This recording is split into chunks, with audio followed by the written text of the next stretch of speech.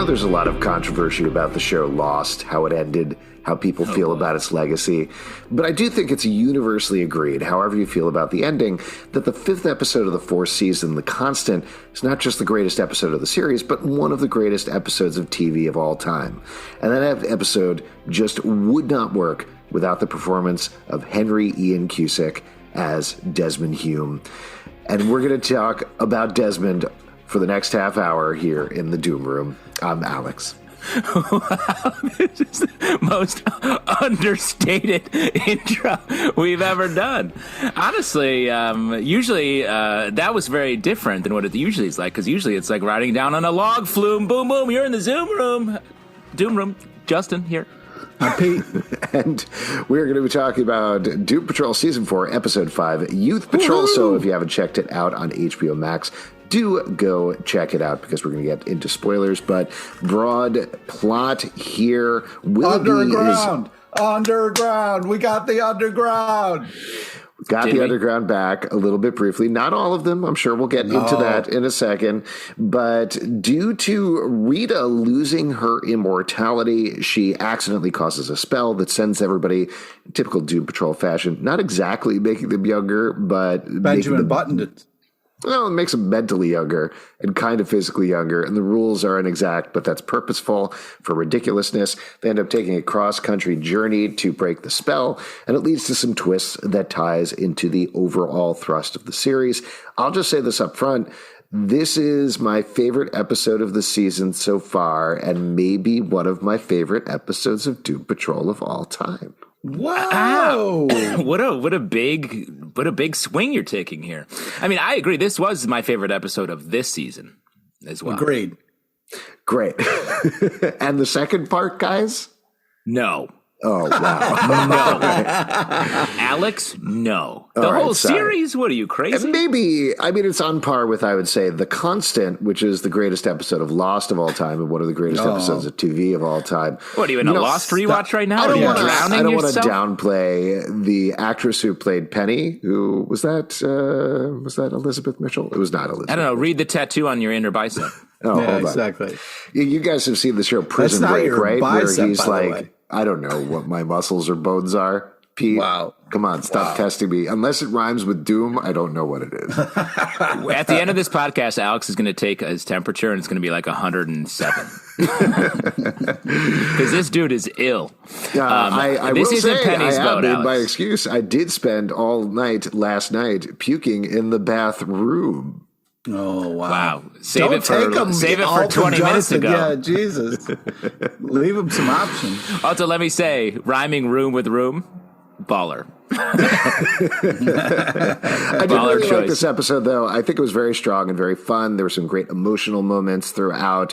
And yeah, I don't know. I think that's part of the reason that it got me is this is one of the weirdest de-aging things I think I've ever seen in TV or movies, and purposefully so. They basically wanted to put Vic in braces. They wanted to put Cliff in a cowboy hat. What's the most fun way of doing it? Let's not make too many excuses about it or come up with very specific rules. Let's just go for it and do it in Doom Patrol fashion. And I thought that was great. Well, I also it feels like it's emotionally driven as well, where it's what are some ways we can get people to actually say their feelings, and making them teenagers is a good way to do that. And we get a little bit of that throughout the episode, in addition to these fun physical things that we get to see and do. I like that it affects Willoughby completely differently in a funny but not explained way.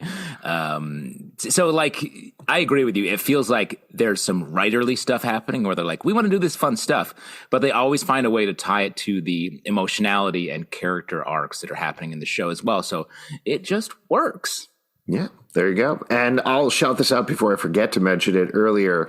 I think the other thing that really elevated in my mind was the Chef's Kiss Riverdale reference that happened about 10 minutes before the end. That was just great. You know we clocked it. Oh, yeah. Well, I mentioned for anybody who's listening to the podcast who maybe didn't pick up on it, because there's a couple of layers here. So when young Jane and young Willoughby, I think it is, the two of them together, confront Cliff, who's in the middle of this pool party. He's going a little nuts, and they're like, what is wrong with you? Why are you being so weird? And he says, I'm weird. have you ever seen me without this oven mitt? That's weird.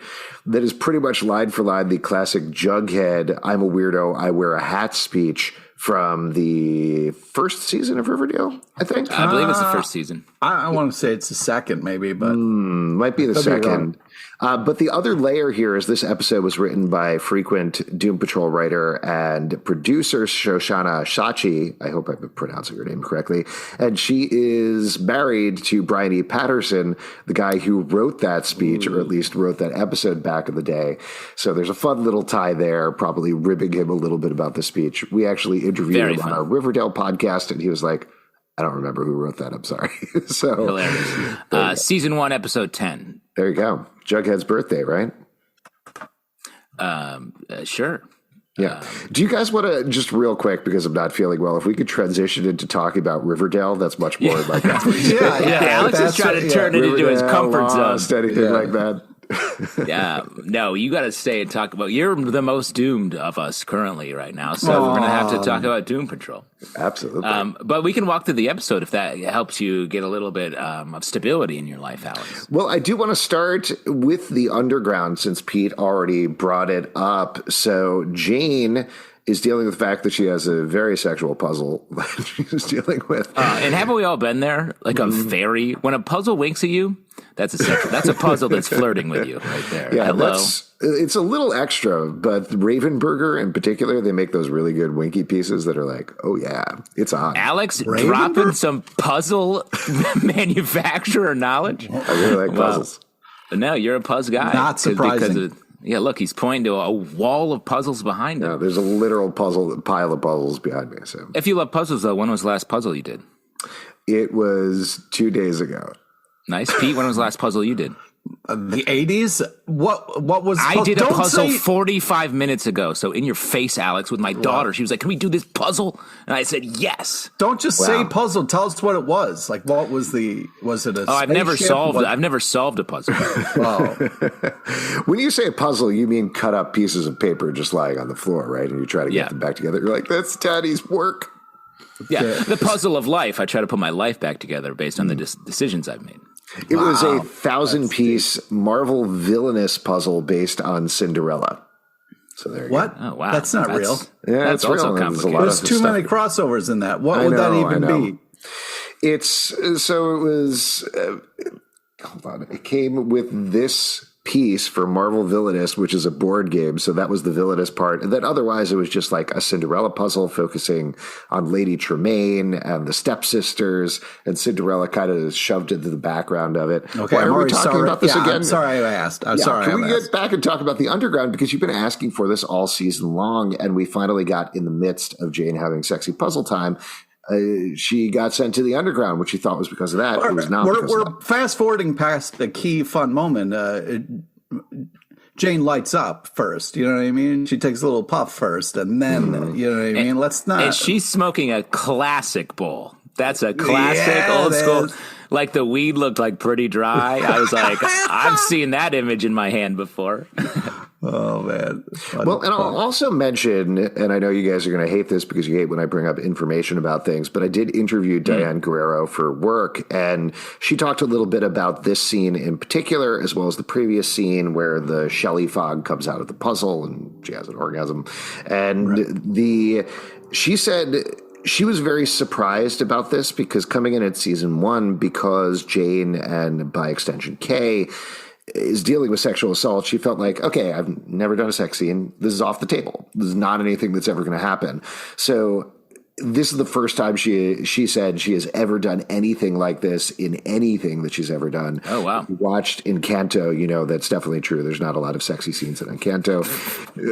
What's up, Justin?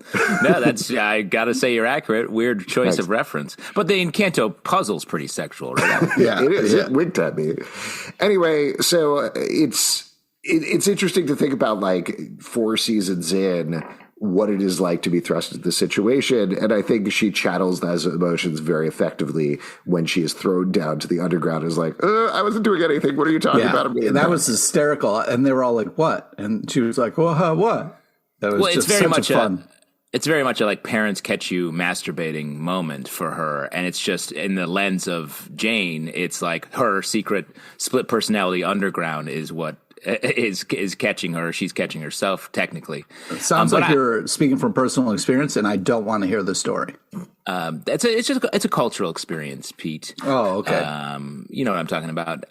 Nope. But I really like the way that this really lined up with sort of the youth exploration here. And you hear a line from Jane later where she's like, I never really had a teenage. I was never like this. And that really matched in such a great way. This really felt like a strong, just Jane episode in general. Agree. Now, Pete, you're really dancing around this, though. We got the Underground back. You've been asking for Chainsaw Nun. We got to see Chainsaw Nun. We did not see Hammerhead there. Oh, so disappointing. But man, the Chainsaw Nun, small but just amazing moment. And I was so happy that we got it. It was just so nice to be back in the Underground a little bit, to kind of get that, because Jane's been dealing with a lot. We've kind of ignored that part. So it was just such a nice place to be back to see all these characters again. It sucks we didn't see a lot of all of them, or some, Hammerhead, one of the fan faves, but Chainsaw Nun was represented nicely. And let me say, at this point in the episode, we had a bowl, we had the Underground, and then the next scene, Cliff is working on a car. I literally was like, did Pete write this episode? Because this is truly too much Pete. Like, I feel like Pete was going to have a Doom Patrol based orgasm right as he was watching this. Yeah, it was glorious. What did you think about the car, Pete? I know you've been super into the car. It was such a, first off, amazing gesture by Madame Rouge to set this all up. So I was just super, super into it. We got to kind of get inside her head a lot and find out what she's been kind of dealing with. And her and Rita had, later on in the episode, some really touching conversations. But yeah, to kind of gift Cliff this way was very moving, and I was super excited about it. I really hope we get more episodes of Cliff just working on the car. A lot of different car shots, season or series of that. Yeah, do you wish, Pete, that the car had been spilled a little bit of the youth spell on it, and it had grown into like a micro machine or whatever? Oh, nice reference, dude. Micro machines grow up to be Hot Wheels and then eventually real cars, right? Exactly. That's exactly how it works. Yeah, I've been watering this micro machine for the last 20 years, so it turns into a fucking car. Sorry, real quick. Have you been watering your kids as well? Because I don't know, man. How else do you get stuff to grow? Yeah. Huh? It's working. It's water, working. Fertilizer, and they're good to go, man. Sunshine. Exactly. Don't forget about sunshine. Oh, yeah. Absolutely. Kids need lots of sunshine, fertilizer, and water. Great. Why don't we jump back to Jane's storyline and talk through that a little bit?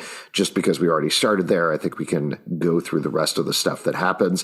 I did want to ask you, Justin, you expressed some concern about the amounts of different types of fog that we're currently getting in the show. We got more types of fog here in terms of a rainbow spell fog that showed up several times.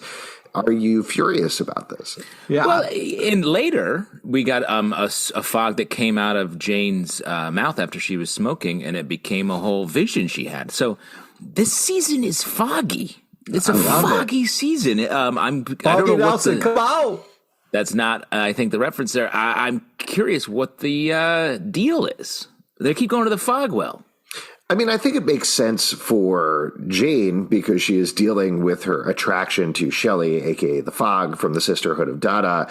But to your point, Justin, we've now had 3 different types of fog that are going on. More fog. I would say 4 fogs. We're up to 4 fogs, and I'm going to keep counting. And if we get up to 6 fogs, that's officially too many fogs, and we have to shut this whole thing down. No. The rainbow fog was not particularly subtle in that scene as Jane went to talk to Kay, but I did like it anyway. I'm cool with a non-subtle reference if they want to go for it. But we got a bunch of really good conversation with Jane over the course of the episode. Yeah. I really like this friendship that's developing between her and Vic, which is very surprising. I thought they had a great conversation by the pool. And then also Jane's conversation with Kay in that dream state or fog state or whatever it was beautiful as well. So touching. I agree. Like the thing where she was like, I'm sorry I took your body, right? And then she says, it's our body. I thought that was giving Jane legitimacy, I think, is something that she's been chasing from the beginning of the series. And I think to get it here was one of the big revelations that made this episode really important, I think. Yeah. Yeah. So good stuff there, and also predictably good stuff with Jane and Cliff. To get back to the weirdo moment, though, Jane and Cliff seem to be in a very good place this season. Why do you think they're fighting towards the end here? Is this more about Cliff? Is it about Jane? Is it about them? Where do you think that's coming from? I think they have some unresolved issues from the early, like they were very close for a while and then fully enemies, basically. And I think that hasn't been dealt with. And hasn't been dealt with is basically the motto of this show. So hopefully we'll get them to deal with it a little bit. And especially I think Jane's concerned because now that Cliff isn't swearing or everyone else is swearing as much as Cliff, she knows that he's basically not an important character anymore. Come on, man. Don't say that. That took you way too long to take that bait. Exactly. We did, and and all you conspiracy theorists out there, we did not add any reaction time on that. That took Pete that long to realize that I was dumping on Cliff. I was looking at my notes of the episode. And you're like, wait a second, what's that asshole saying? What's that about Cliff? Basically, if Cliff's car can say fuck, it's basically replacing him. Oh, stop. Let's talk about Cliff then, because over the course of the episode, I feel like he almost suffers the biggest emotional aggression. Everybody else comes to these emotional catharses throughout the episode, but Cliff, he's got this car now that's reminding him of his race car days. He's got a cowboy hat. He's going to parties. Everybody loves him. What is the direction of Cliff after this? Like, where does this take him? Where is this on his journey? Because like I was saying before, and like you were getting at, Justin, this is an enormous step back for him. So where does that put him, and where does he need to go forward? Well, I think it's one of those things where, with his kind of freak out where he yells that he is not doing well. It's a little bit of a cry for help, like somebody, I need to kind of unload a little bit and kind of talk about the fact that he's still shook from his first touch being like the inside of somebody's skull. So I think it's just one of those things of like, he needs to kind of vent a little bit. It was nice that he was able to at least have a couple moments of a party. But yeah, he needs Jane. He needs somebody that he can kind of like connect with, confide in, and kind of get some of this stuff he's carrying around with off his metal chest. He just seems like the character who is not able to deal with himself. Like he's the worst at it. Everyone else is making some steps forward and seems to at least be interested in themselves. He is just interested in only whatever's right in front of him. In this case, like having a party, being young, and keeping his oven mitt on. And it just feels like he's not interested in being better. Yeah, pretty much. Why don't we talk about Vic? There's not a ton of Vic in this episode, but there are some fun bits throughout, as he is clearly a huge nerd, even though he was a football star when he was a teen. But I almost feel like the biggest moment, we mentioned the conversation I had with Jane, that I think was a little more about Jane, in my opinion. But the biggest moment really is towards the end when he's regressed to his boyhood self and is crying and goes back to see his friend and connect with him. That was a really surprising gut punch to me right at the end of the episode. Yeah, that got me, man. Well, it seems like he needs to, in all of them, the damage that is done to our psyches is often done when we're kids. Like, those are the issues that we carry into our adulthood. It feels like this trip into their youth may be what they need, and maybe Vic can sort of get right with the way he's been feeling and then make that step forward. Same with Madame Rouge, same with Rita a little bit. It feels like they're all able to be young for a second and allow them to deal with some of the truths. And Vic's the sort of best at it. Love the exchange about him having braces. I thought that was fun.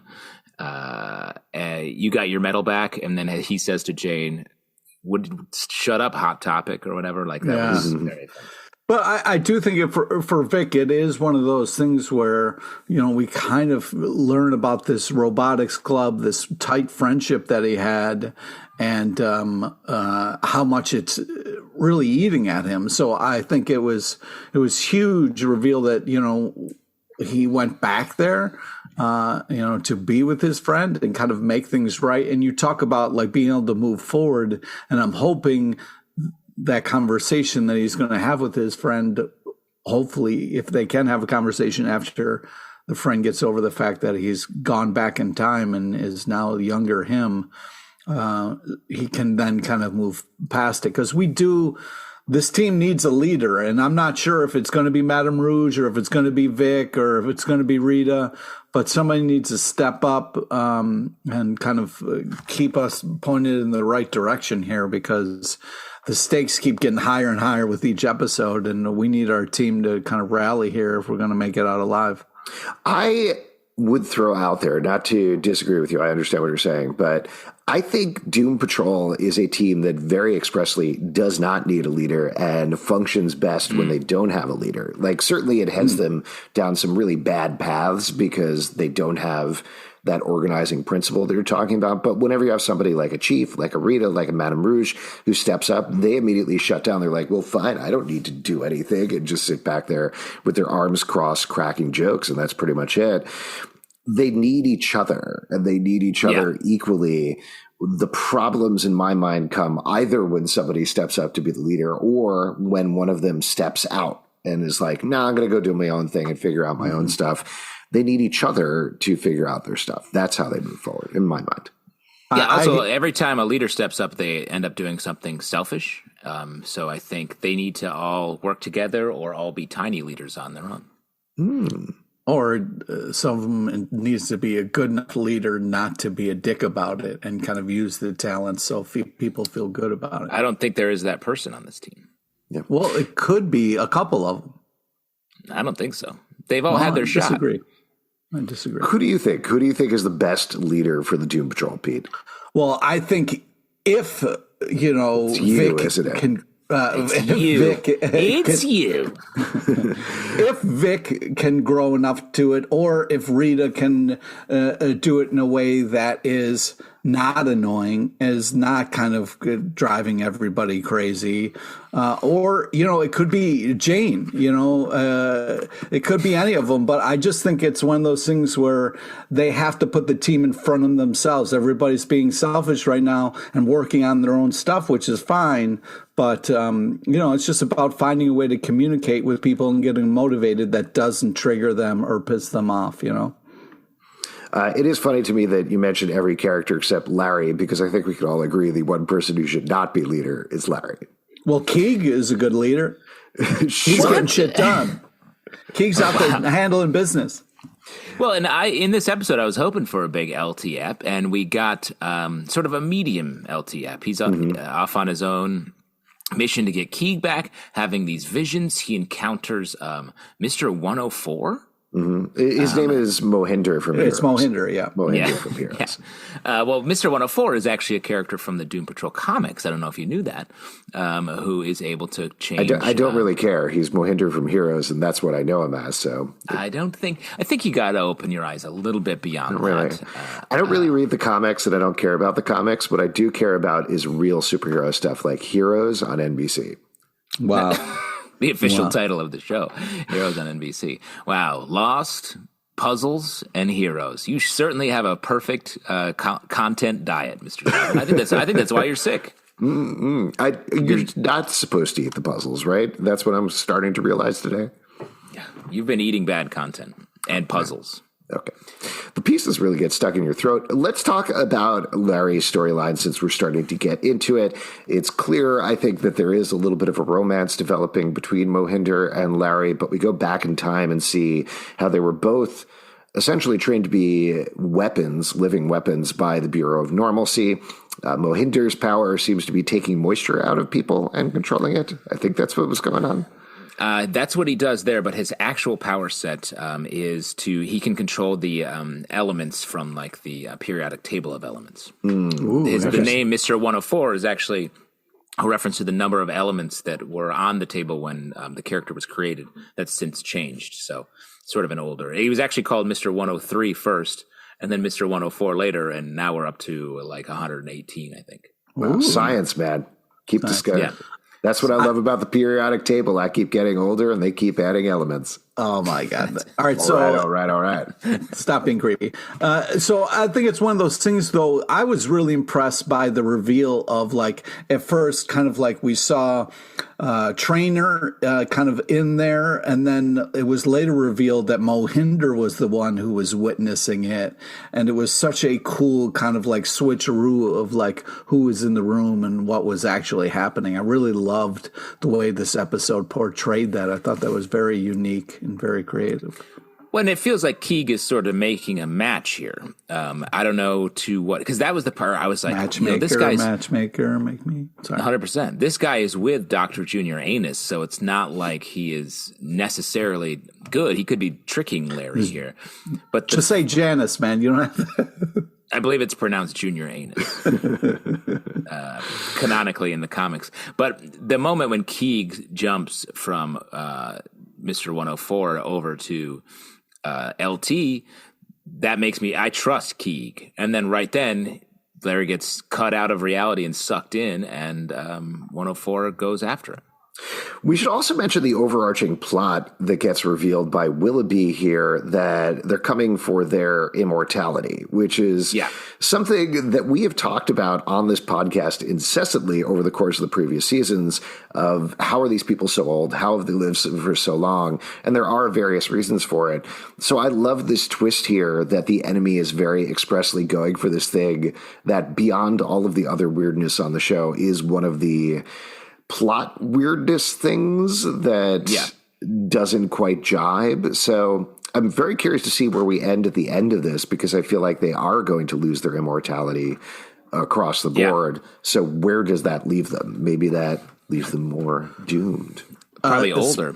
Speaking of the end of the episode, was that rabbit like freaking you guys the fuck out, or was that just me? I mean, pretty normal rabbit to me. Oh, you think so? Yeah. Every night, Rabbit sucks the puzzle pieces out of my throat that same way.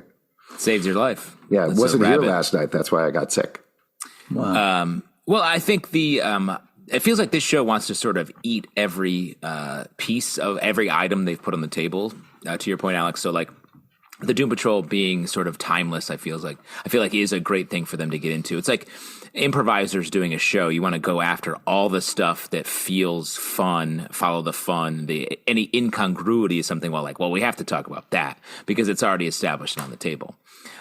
Pete, to your point, that rabbit, suspicious rabbit, who we thought was against Immortus, but we see the rabbit at the end seemingly suck the immortality out of Baby Jane. Maybe for quote unquote safekeeping, or maybe Rabbit is secretly working for Immortus. We'll find out whatever happened to Baby Jane next episode, I assume. 100%. Yeah. Also, I was surprised the ending with Doom Patrol not in good shape. They're going to vanish. Yeah, they're just going to become zygotes at the end there. I do want to take a quick step back and talk about my absolute favorite moment in the episode, which was Jane and Rita talking on the park bench. Yeah, I thought this scene... Rouge and Rita? Oh, yes, Rouge and Rita, excuse me. Talking on the park bench. Oh, actually, you know what? Since it was Rouge, I don't care anymore. Never mind. Yeah. Wow. No, Rouge, it was a beautiful scene. We've had this thread, not just for this season, but 2 seasons now, about them being friends and then hating each other. Particularly this season, Rouge has been trying to figure out how can she reconnect with Rita, what could she possibly do to make her like her again and be friends. And like you were talking about earlier, Justin, in terms of using the metaphorical sense of what it's like to be a teenager, your emotions are more on the surface. You're more able to have these big feelings come out, these big fights with your friends in a way that reconcile with your friends in a way that you don't necessarily as you get older. So using that as a vehicle there for first Rouge to reveal, oh yeah, she's getting younger too. She was just scared to make herself look like that. I thought that was cool. And the way Michelle Gomez plays the scene, the way the camera just hangs on her the entire time as well as she's confessing and breaking down to Rita and just begging her, and then ultimately pulling the camera back so we see them, both these teenage girls at the same age, hugging each other. I thought it was beautiful. The whole thing was laid out beautifully, acted beautifully. I was really impressed and very touched by that sequence. The show takes these like strange stories and like sort of like wonky ideas and builds them to these great surprising emotional moments, and like they just do it. They're so good at doing that.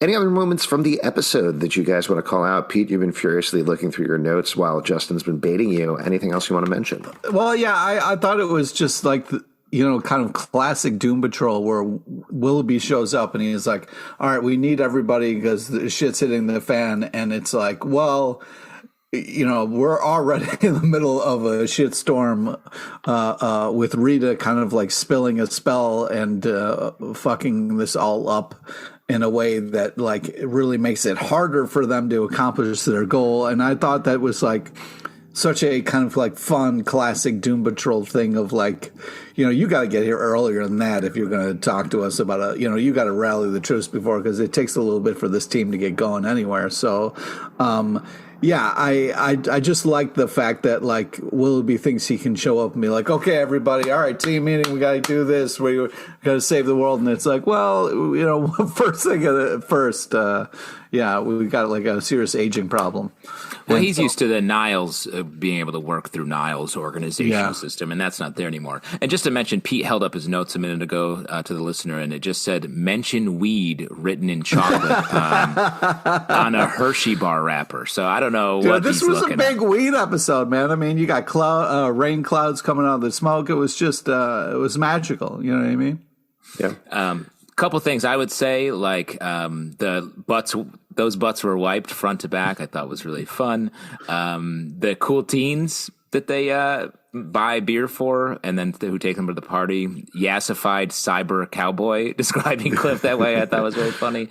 And then something that I think is maybe a little bit of look to the future. We get a Mr. Nobody reference here, a character we haven't heard about in a long time. Last episode, we speculated that maybe at the end of the day, Mr. Nobody is the big bad at the end of this season/series. And I think that was a big clue to say that we may be on the right track there. Yeah. One other thing that I wanted to call out, which is very to the side, and I don't know if this was purposeful, but when Willoughby showed up in the back of Cliff's car, people probably know this, but he played Crowley the demon for years on Supernatural, and him popping up there seemed like a very stealth Easter egg to that, because he would do that, like just show up at the back of the Winchester's car all the time. So I don't know, maybe an Easter egg, maybe not. Before we wrap up here, what is an Easter egg? Anything is an Easter egg. Anything is an Easter egg if you use your eyes and look at it. Let's talk about who is most doomed this episode. Justin, who do you think is most doomed? Well, first off, I maintain that it's you, Alex, given the current state of affairs. But I think otherwise, I mean, I got to go with Cliff, I think. Cliff he's sinking. He's not doing so hot, and I just don't know what's going to happen to him. Pete, what about you? Who's most doomed? I got to go with Jane. I'm worried about this underground. She took a nice step forward a little bit with Kay, but I'm just worried about.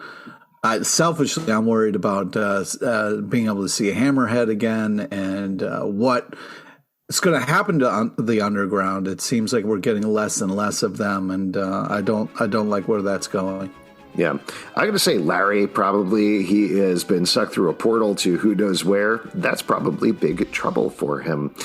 And if you would like to support this podcast, patreon.com/Comic Book Club. Also, we do a live show every Tuesday night at 7 p.m. to Crowdcast and YouTube. Come hang out. We would love to chat with you about Doom Patrol, Apple, Spotify, Stitcher, or the app of your choice to subscribe, listen, and follow the show at Comic Book Live on Twitter, comicbookclublive.com for this podcast and more. And now, before we go, a Pete of advice from Pete LePage.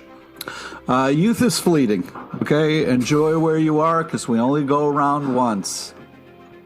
Wow. Nice. There's Lady Tremaine's face.